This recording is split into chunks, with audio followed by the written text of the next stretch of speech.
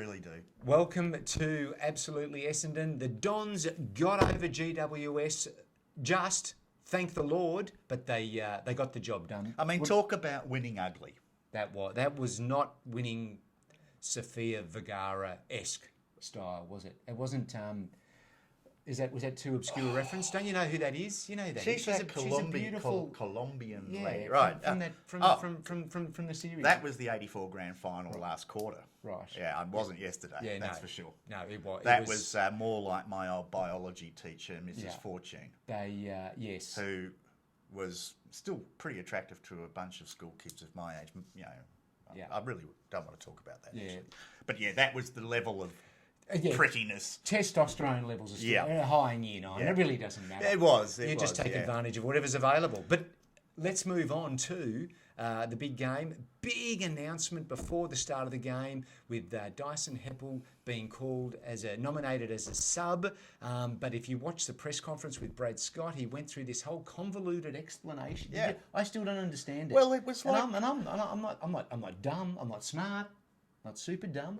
But it was like you needed like a couple of degrees to understand. Right, yeah, whatever happened at the selection yesterday before the game was like the Da Vinci Code, because I have no idea how they manipulated the rules to take Dyson Heppel out of the team and put him into the squad as a substitute, which incidentally, and we'll come to that in a minute, worked very well. And Andrew Phillips back into the side as the second ruckman. I mean, yeah, Brad Scott tried to explain it, and I lost track after the first few sentences. It was a bizarre anomaly in the process that apparently only Essendon's ever thought of exploiting. Yeah, and wonder how you think about it. Brad Scott was head of football operations at the AFL, so he probably knew exactly what he was doing. Exactly. Yeah. I think he knew. He'd be across it because anyway. It was just convoluted. So how did Dyson go? In the end, mate, look, he went very well, but I've got to say, just a little bit sus, though. You know what I mean? Why? Wiedemann goes out. Yep. I reckon he was behind it. He knows the GWS guy. Oh, I think it was at his wedding. I hope you've got a good lawyer making that sort of claim. I reckon. You think Dyson Heppel was behind Wiedemann being knocked out, what was it, early in the second quarter? Well, if you're going to choose someone... Yeah, that's true. Just saying. But it worked out really nicely. That may be his greatest contribution to the Essendon Football Club, taking Wiedemann out early. He came in and I just thought he did well. So it was Nick Haynes, was it, that knocked Wiedemann out? Yeah. You think he might have been on the take?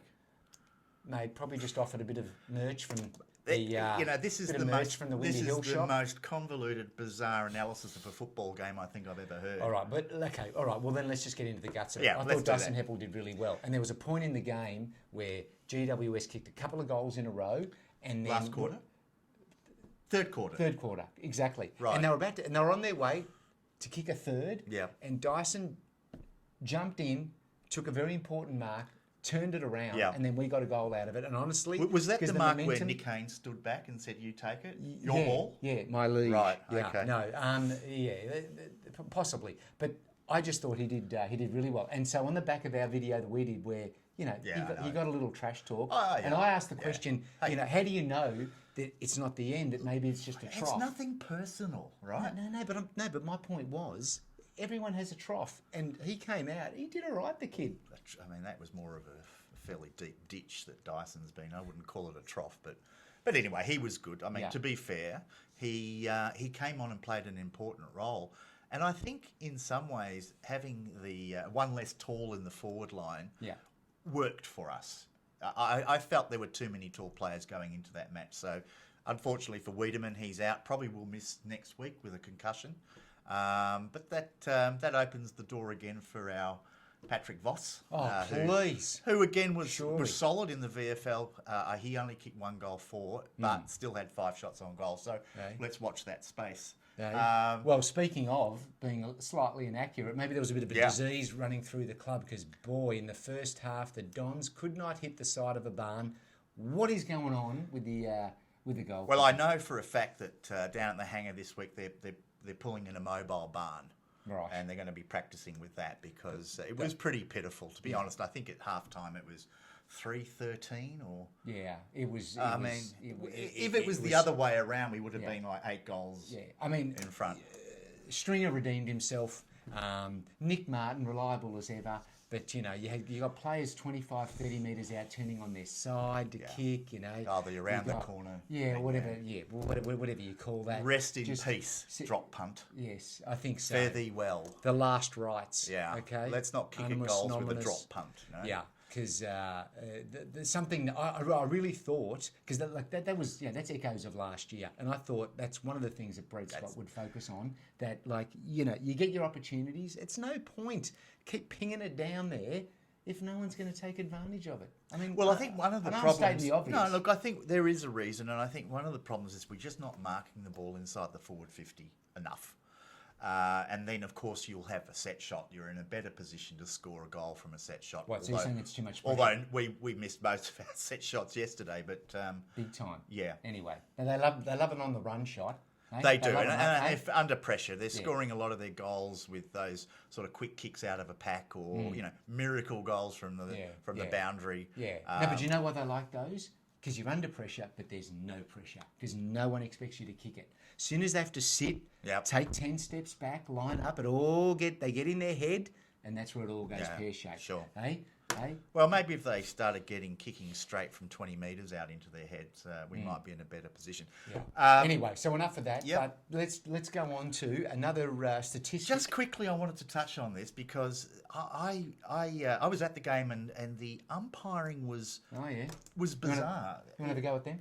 Well, I mean, they're usually pretty easy targets, but I mean, 5 free kicks to half time total. Yeah.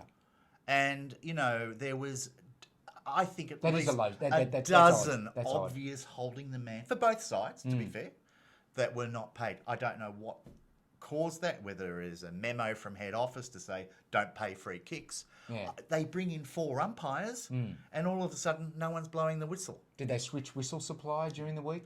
The little P, there's like a P that goes in there. Yeah. They didn't have it in the... I think they had to send them back. Possibly. Because it wasn't... 3 of those umpires didn't have a whistle. Yeah. At least. Anyway, it was just extraordinary. 5 free kicks to half time. Yeah, that is odd. Don't know what's going on. Maybe they're compensating for the week before. But to summarise, where the Dons are at now, it's 3-1. Now, by my numbers, generally, it takes you 12 victories to get into the final 8. Yeah, 12 victories. Sometimes 11, depending on percentage. It does. But 12. So that means of the remaining games. How many is it? 18? 19. 19 yeah, games? because we've got 23 rounds. So they've got to win 9.5 games. And we could be looking at finals football. Now, sure, if you're from a competing side watching this, you might be thinking we're getting ahead of ourselves. You are. But hey, let's come back to this video in about 10 weeks. We play Melbourne next week. We play Melbourne next week in Adelaide, and I think we've got Collingwood the week after. So that'll be a real test for this side to see how close we are or how far away we are from that level. All right, looking forward to it. Thanks again for tuning in. Thanks for your time. See you again next time. See you next time. See ya.